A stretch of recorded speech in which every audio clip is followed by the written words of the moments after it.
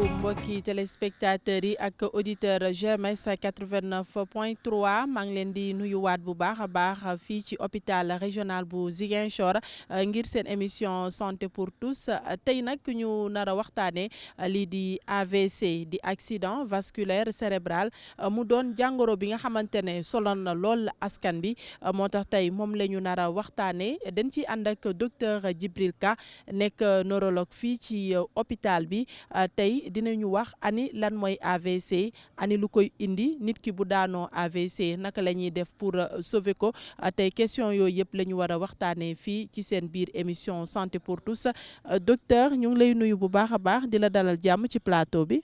maa ngi leen di sant di leen gërëm di leen baalu ak di leen baal ak. Voilà, merci beaucoup docteur tey ñu nar a waxtaanee AVC d'abord docteur lan mooy AVC.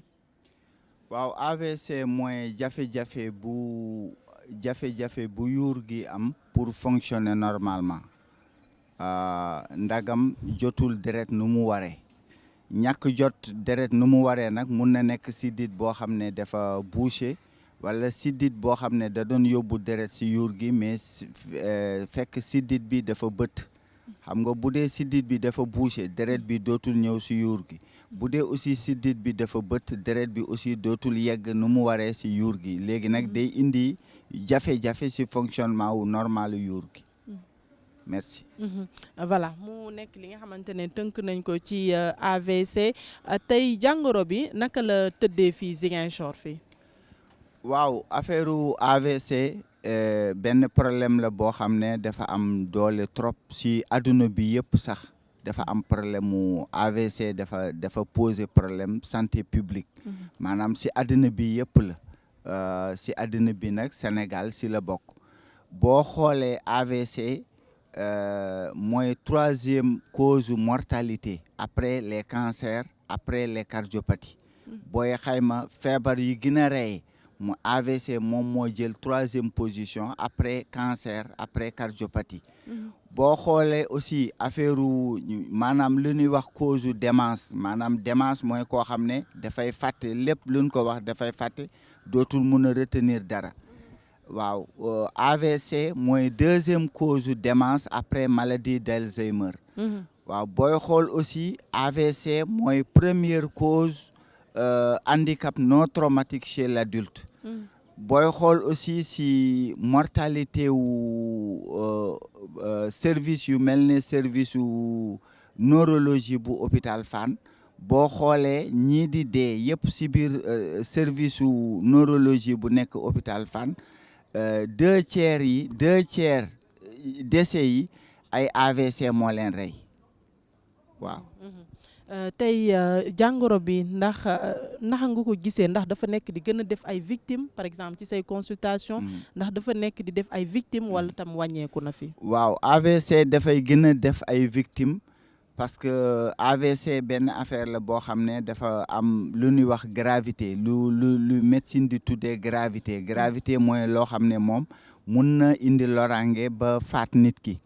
AVC aussi dafa fréquent nag boo ko déggee mooy loo xam ne chaque jour ñun ñi dañ koy gis chaque jour nit ñi dañ koy am donc dafay mobiliser ay ressources dafay soxla ay doole dafay mobiliser ay lal ay doole waaw AVC nag boo koy wax li indi AVC li bëri li indi AVC mooy lu ñuy wax facteur de l'athérosclérose maanaam koo xam ne dafa amee tension hypertension artérielle loolu bokk na si ñuy indi AVC boo xoolee aussi lu mel ni ñi di tux cigarette ñooñu aussi dañuy faral di am AVC boo xoolee aussi ñoo xam ne dañuy am lu ñuy wax obésité maanaam ñu am yaram xam nga si Sénégal am yaram signe de fierté la nit ki bu amee yaram da si kontaan am na même ñuy naan garab pour am yaram alors que yaram boobu ñuy am loolu aussi dafay faral di indi AVC beneen affaire bi aussi mooy ñi di am diabète aussi dafay faral di indi AVC yooyu yëpp dafay faral di am si AVC si sujet âgé mais si xale li ëpp di am AVC AVC nag booy wax AVC dafa am AVCI am AVCH.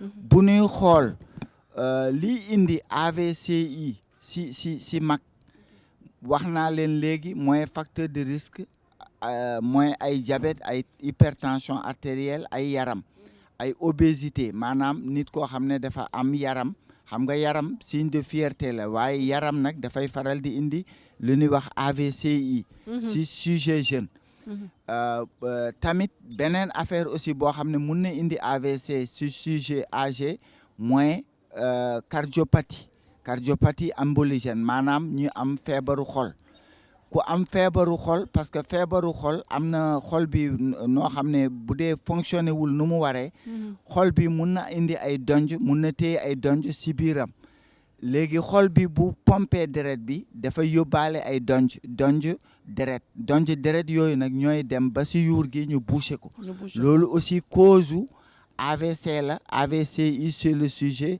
âgé maintenant bu ñu ñëwee si lan moo indi AVC sur sujet jeune loolu aussi mooy facteur de risque li ma lim léegi mooy facteur de risque de l'athérosclérose loolu dafa bokk si lii indi AVC c'est le sujet jeune mais li gën a am doole si sujet jeune mooy cardiopathie nag dafa am lu ñuy wax cardiopathie acquise ak cardiopathie congénitale cardiopathie acquise moom cause AVC la sur le sujet jeune parce que AVC cardiopathie acquise yi en général li ëpp solo mooy cardiopathie rhumatismale xam ngeen ne si suñu réew mi xale yi dañuy faral di am ay angine yooyu nag bu dee fajuñu ko nu mu waree dafay dem ba si xol bi indi lu ñuy wax valvulopathie rhumatismale maanaam indi feebaru xol boo xam ne dafa jóge si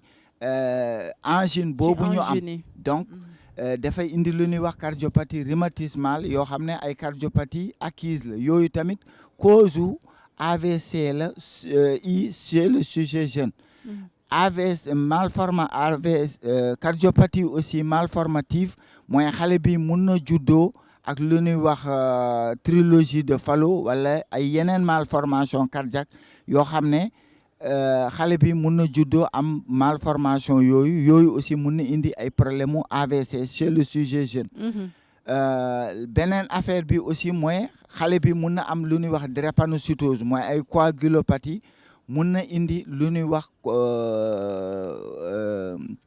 drépanocytose ñi am drépanocytose nag am na forme SS am na forme AS ñi am drépanocytose dañuy faral aussi di am AVCI loolu aussi dañ koy faral di xayma si affaire u xale en même temps aussi am na problème mu trouble de la coagulation am na ñu am ay xale yoo xam ne dañuy am trouble de la coagulation yooyu aussi dafay faral di indi ay AVCI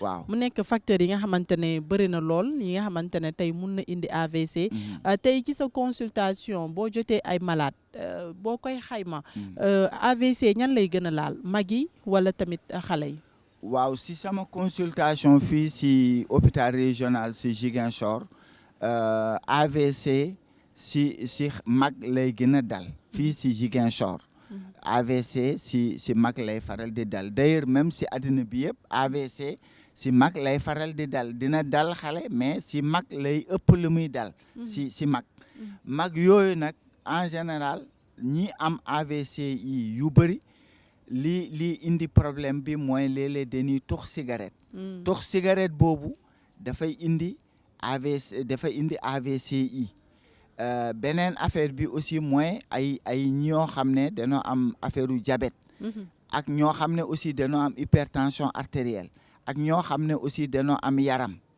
ñooñu am yaram wala ñu am hypertension artérielle ñooñu tamit dañuy faral di am AVCI loolu si mag la am na nag yeneen cause yu rare yoo xam ne tamit nit mun na ko am mu yóbbu ko si AVC comme par exemple koo xam ne dafa nekk si pilule rek boo ko jëlee bu dee jël bi am na noo xam ne. ban façon pilule bu soxna yu jigéen ñi di jël ñu bañ a am doom. waaw pilule yii di jël si méthode contraceptive yi ñuy jël.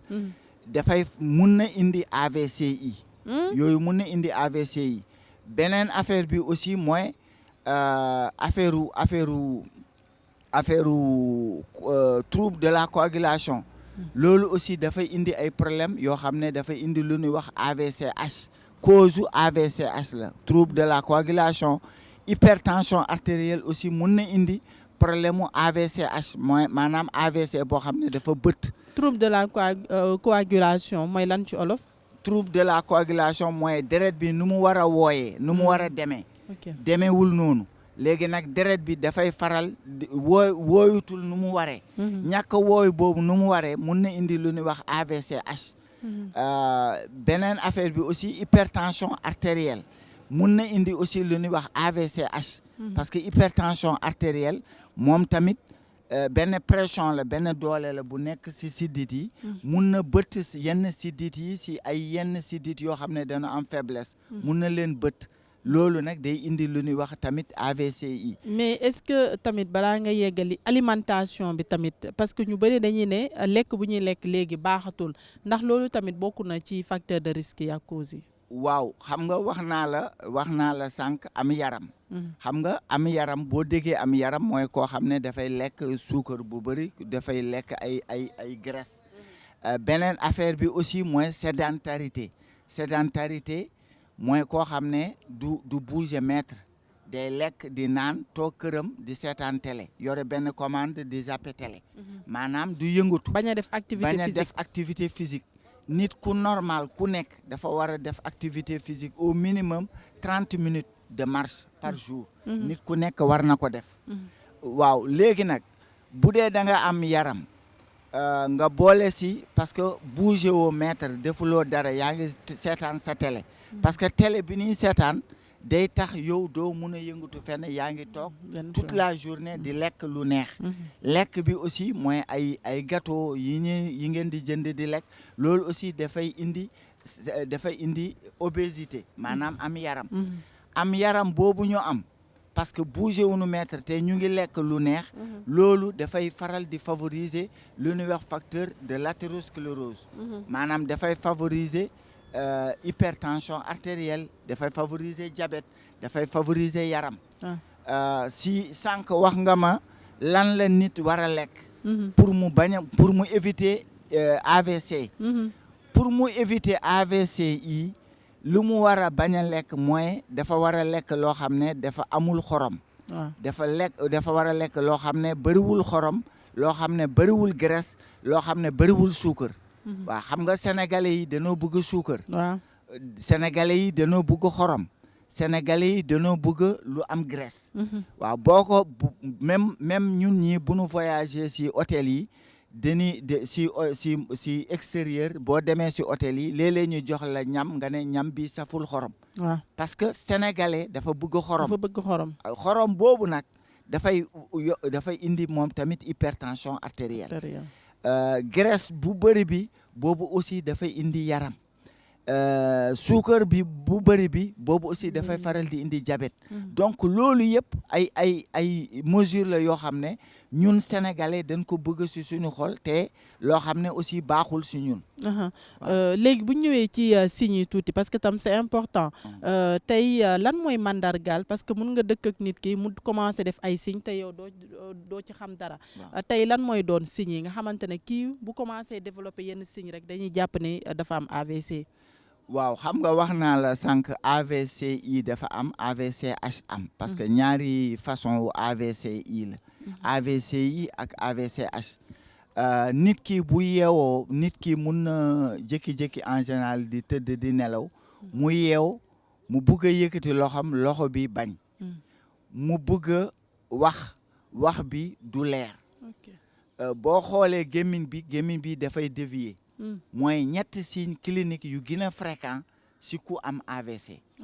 maanaam nit la koo xam ne yow xam nga ko yeewu na wala dafa toogoon rek deful dara nga gis kanam gi dafa dévier maanaam gémmiñ bi dafa demee côté après nga wax ak moom wax bi leerul lim lay wax dafay mel ne ku log wax bi dootul leer.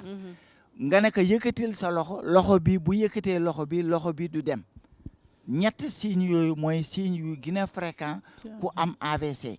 léegi nag boo dëkkee ak nit nga jékki-jékki nga gis ne moom dafa am lu ñuy wax paralysie faciale maanaam gémmiñ bi dafa demee côté. nga gis ne kii de lu muy wax wax bi leerutul. nga gis ne boo ko waxee yëkkati sa loxo de bu mënutul yëkkati loxo bi nu mu waree. kooku li nga war a njëkk a def yow mi dëkk ak moom mooy wutal ko moyen pour mu dem hôpital. pour mu teel a yegg hôpital. parce que teel a yegg hôpital bi dafa am solo trop. teel a yegg hôpital bi day tax ñu def rajo bu ñuy wax scanner wala rajo bu ñuy wax IRM. bu ñu defee rajo bu ñuy wax scanner wala bu ñuy def IRM dañuy teel a gis ne kii kat AVC yi la def wala kii kat AVCH la def bu dee AVC yi la def. te ñëw na si ñun avant 3 heures de temps mun nañ ko defal traitement bu ñuy wax thrombolyse maanaam thrombolyse benn injection la boo xam ne dañ koy jaay pharmacie da ngay jël piqûre bi rek nga piqûre nit ki boo ko piqûree y a de fortes chances que moom mu récupérer lu bëri. maanaam deret bi dina mun a dox. maanaam deret bi dina mun a dox. parce que récupération boobu affaire u temps la timing la. xam nga anglais day wax time is money mais ñun time is brain la ñuy wax. brain en anglais mooy cerveau. maanaam loo gën a gaaw. indi nit ki hôpital mu teel a def scanner mu teel a def IRM ñu gis feebar bi ñu defal ko traitement boo xam ne thrombolyse la non seulement mun na mucc maanaam mu bañ a dee. mun na aussi récupérer yaramam yëpp mu génn hôpital di dox. dafa ñëwoon si coma mu jóg mu dem mu doxaat mu dem këram. wax nga sànq bu defee AVC yi dañ koy defar injection léegi bu fekkee AVC H la def. waaw bu dee dafa def AVC H nag boobu en général ñun traitement symptomatique rek la ñuy def traitement symptomatique mooy lan mooy bu dee dafa def AVC H maanaam sidit bi dafa bët bu boobaa nag ñun traitement symptomatique la ñuy def maanaam dañuy njëkk xayma kii def AVC HD lan mooy problème am kii de tension am dafa jóg tension bi aussi bu dee dafa jóg duñ ko wàccee noonu duñ ko wàccee ku am AVC kenn du wàccee tension am nu mu waree déedéet da ngay bàyyi tension bu jóg bi parce que tension bu jóg bi am na solo si traitement wu AVC I wala AVCH. donc loolu la ñuy wax respect de l'hypertension artérielle. kenn du ko jox ay garab pour wàccee tension hypertension artérielle bi. beneen affaire bi bu dee dafa am suukar bu dee danoo xayma xool deretam ñu gis ne dafa am suukar bu xaw a jóg dañ koy jox insulinothérapie suukar bi wàcc bu dee dafa am problème mu nooy dañ koy defal gazu oxygène boo xam ne am na fii c'est disponible et c'est gratuit dañ koy defal oxygène bu dee aussi dafa am ay pepp yoo xam ne dafa am problème si yaramam comme ay lu ñuy wax trouble hydroélectrolytique loolu aussi dañ koy corriger ay potassium ay sodium ay ndox loolu aussi dañ koy corriger rapidement ce qui fait que bu dee aussi yaramam dafa tàng loolu aussi dañ koy jox ay garab yoo xam ne lu ñuy wax perfalgan pour baisser fièvre bi donc buñ ko defaralee loolu yëpp tension bi ñu bàyyi ko nu mu waree ñu bañ ko wàccee en général même AVCH buñ ko jëlee nu mu waree en charge am na de fortes chances que mu bañ a mu mucc. ok tey nee nga sànq nit ki bu daanoo AVC ñu gaaw yóbbu ko hôpital si toutefois tamit ndax kër ga mun nañ def yenn gestes yi nga xamante ne mun nañ ko sauver yan geste lay doon.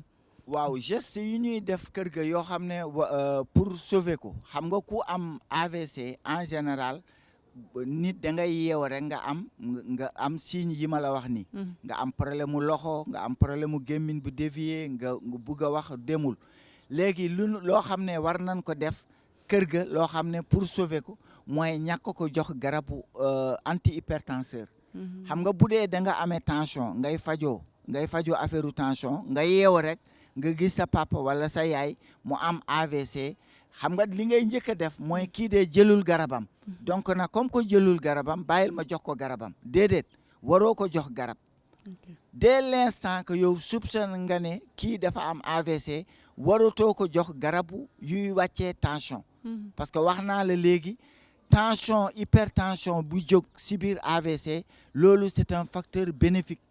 C'est un facteur bénéfique. Pourquoi? Parce que dafa am lu ñuy wax pression de perfusion cérébrale. Pression de perfusion cérébrale mooy pression artérielle moyenne mooy pression intracrânienne.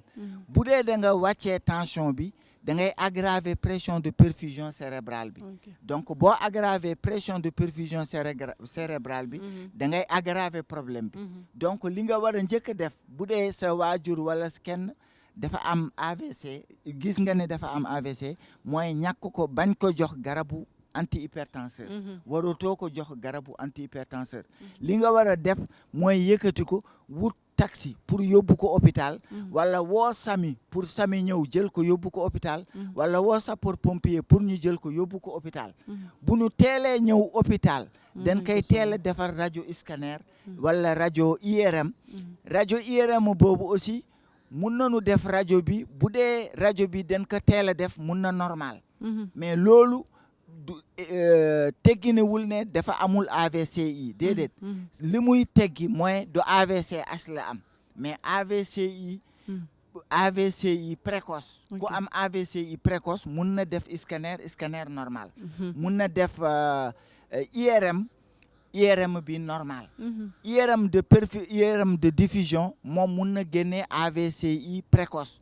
mais toujours est-il que li nga war a njëkk a def mooy teel ko yóbbu hôpital.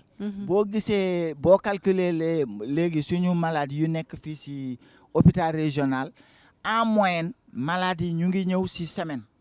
malade bu ñëw bu ñu xoolee durée diggante bu mu njëkkee am signes yi ak bu muy ñëw hôpital durée bi une semaine la. alors que dafa war a nekk en moins de 3 heures de temps. waaw mu teel a ñëw. moins de 3 heures de temps la ñuy def thrombolyse.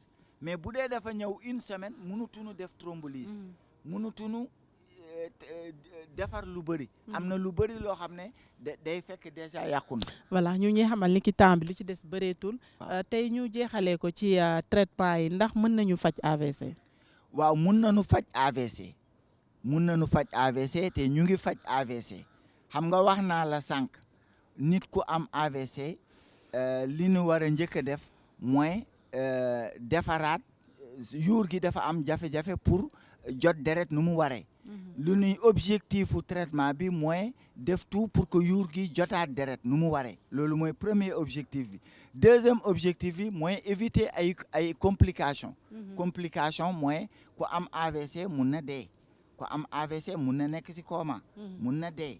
ku am AVC mun na am ay problème crise épileptique. maanaam muy crise. ku am AVC mun na am yeneen affaire yeneen problème yoo xam ne tamit dafay lié wu ci AVC bi maanaam mun na jékki-jékki mu am problème mu nooy. problème mu nooy boobu bu dee dafa désaturé dañ koy jox oxygène. bu dee dafa am suukar bu jóg dañ koy defal insulinothérapie pour wàccee suukar bi. bu dee yaram bi dafa tàng dañuy wàccee température bi. bu dee dafa am problème mu PEP maanaam trouble hydroélectrolytique dañuy corriger trouble yooyu. bu nu paree corriger trouble yooyu bu dee dafa amee hypertension artérielle tamit du nu joxe garab yuy wàccee tension bi. maanaam dañuy bàyyee noonu ak tension bi parce que wax naa leen ne tension bi kenn du ko wàccee noonu. boo koy wàccee da nga koy wàccee ndànk-ndànk. te dafa am benn giir boo xam ne bu fa ñëwee kenn du ko wàccee. bu dee dem na nag ba ay 2 jours 3 jours la mun nga wàccee kii bi tension bi. beneen affaire bi mooy mun nga ko jox ay traitement bu dee cause bi emboligène la maanaam xol bi moo am problème. moo am problème parce que dafa am lu ñuy wax infarctus du myocarde wala dafa am thrombus intracavitaire dafa am ay donjo yu nekk ci biir xol bi wala xol bi dafa am lu ñuy wax prothèse valvulaire bu mu yore bi tax mu def AVC loolu mooy lu ñuy wax cause emboligène. cause emboligène bi nag mooy cardiopathie emboligène boobu dañuy def anticoagulation. dañuy joxe loolu traitement bi aussi mu ngi fi dañuy def traitement anticoagulant ñu régler problème bi. voilà ñu régler problème bi docteur tey lan ngay tëjee tey ban conseil ngay jox tey population bi. conseil bi may tëjee bi may jox population bi mooy ñu éviter lépp loo xam ne facteur de risque cardiovasculaire la maanaam ñu bañ a lekk xorom bu bëri ñu bañ a lekk suukar bu bëri ñu bañ a lekk lu bëri diwlin ñett yooyu mooy tax ba pare ñuy def activité physique maanaam 30 minutes ñuy dox 30 minutes à peu près par jour loolu dina tax ba facteur de risque yooyu du faral di ñëw facteur de risque bi bu ñëwulee nit ki du def AVC bu demee nag ba def AVC problème majeur bu nu am fii mooy yéex a ñëw hôpital yéex a ñëw hôpital bi mooy boo soupçonné sa voisin dafa am problème mu signe AVC rek waratuloo ko jox garabu hypertension artérielle yu mu doon jël bu doon jël Loxène bu doon jël ay Ranitidine bu doon jël garab bu mu doon jël rek dootu ko jël da ngay arrêter traitement bi après nga jël taxi wala nga woo sapeur pompier wala nga woo SAMU nga yóbbu ko hôpital bu yeggee hôpital ñu defal ko scanner wala IRM ñu xam ndax AVC yi la wala AVCH ñu jël ko en charge ñu teel ko jël en charge merci beaucoup docteur ñu bàyyi la nga tàggatoo. maa ngi leen di nuyu di leen gërëm di leen sant di leen baal ak di leen baalu ak. voilà merci beaucoup docteur Djibril Ka nekk neurologue fii ci hôpital régional bu Ziguinchor tey nag moom la ñu doon dalal ci seen émission santé pour tous doon waxtaanee lépp li nga xamante ne moo di AVC j'espère que dégg ngeen bu baax li nga xamante ne wax na ko dégg ngeen tamit conseil tam yi nga xamante ne joxe na ko j'espère que di ngeen ko jëfee ngir ñu mën a mucc ci jàngoro bi di AVC maa ngi remercier nag équipe technique bu ma àndaloon tey di Lansana Seck ak tamit Elder tey ñoom laa àndaloon di remercier tam bu baax a baax directeur hôpital régional bu Ziguinchor di docteur Ndiame Diop moom tam ñu koy jaajëfal bu baax a baax ndax saa su nekk daf ñuy ubbil ay buntam ngir ñu mën a def suñu émission nu mu waree téléspectateurs yi ak auditeurs GMS tamit aw ma seen fay maa ngi leen di remercier bu baax a baax di leen di jox dig daje ci beneen numéro ci seen biir émission santé pour tous bye bye au revoir.